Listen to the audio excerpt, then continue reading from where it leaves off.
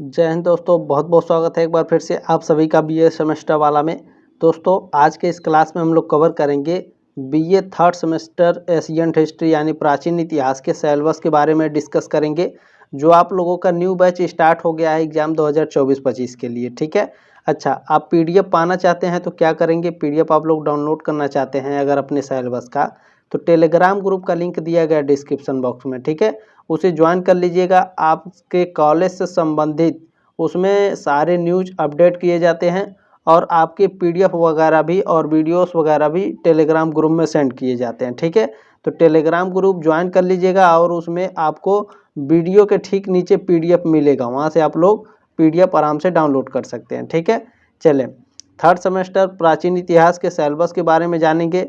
देखिए मैं आपको बता दूं, पहले जो एशियन हिस्ट्री है ये आपका सब्जेक्ट है, लेकिन आपका जो एडमिट कार्ड है, प्रवेश पत्र जो आपको मिलेगा, ये आपके पेपर का नाम है। ठीक है, political history of north India 647 ईस्वी से लेकर के 1200 ईस्वी तक। ठीक है, यानी उत्तर भारत का राजनीतिक इतिहास 647 ईस्वी से 1200 ईस्वी तक। ठीक है, ये आपके पेपर का नाम है, आपके एडमिट कार्ड का और जो प्रवेश पत्र मिलता है यानी उस पर ये लिखा रहता है। ठीक है, तो ध्यान रखेंगे। चले, और यदि यहाँ पर जो कॉलेज दिया गया है, यदि आप इस कॉलेज में पढ़ रहे हैं या तो फिर इस कॉलेज से संबंधित पढ़ रहे हैं या फिर भारत के किसी भी यूनिवर्सिटी में है, यदि आपका सिलेबस सेम है तो आप इस क्लास को अटेंड कर सकते हैं। ठीक है, न्यू सिलेबस है 2024-25 के लिए। इसमें आपको 8 यूनिट पढ़ने हैं। 8 यूनिट में आपको क्या क्या पढ़ने हैं, चलिए जल्दी जल्दी मैं बता देता हूँ, ज़्यादा लंबा क्लास नहीं होगा, 4 से 5 मिनट का। ठीक है, चलें देखिए 8 यूनिट में यूनिट 1 में आपको क्या पढ़ना है, साहित्यिक स्रोत एवं अभिलेख। ठीक है, स्रोत के बारे में पढ़ना है, साहित्यिक स्रोत के बारे में यूनिट 1 में।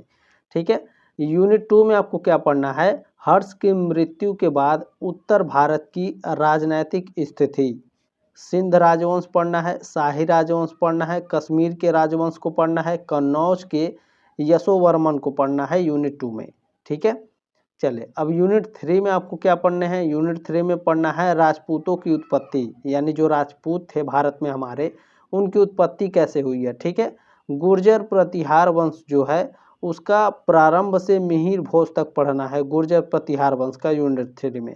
देखें इसमें क्या होता है, यूनिट 3, यूनिट 4, यूनिट 5 में भी आपका गुर्जर प्रतिहार वंश दे देता है, कभी कभी नीचे ऊपर हो जाता है, लेकिन ध्यान रखिए बाहर नहीं होता है ये सिलेबस से। ठीक है, ये पढ़ना रहता है, ध्यान रखेंगे।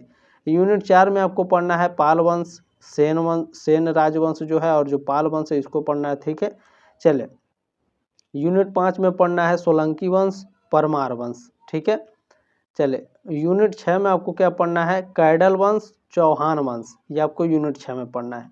यूनिट 7 में आपको क्या पढ़ना है भैया, गढ़वाल राजवंश, कलचुरी राजवंश। और यूनिट 8 में क्या पढ़ना है, मुस्लिम आक्रमण पर भारत की राजनैतिक स्थिति, यानी जब मुस्लिम आक्रमण कर रहे थे भारत पर तो उस समय भारत की राजनैतिक स्थिति कैसी थी। ठीक है, राजा और प्रजाओं में राजा जो थे अलग अलग राज्यों के, उनके बीच संबंध कैसे थे।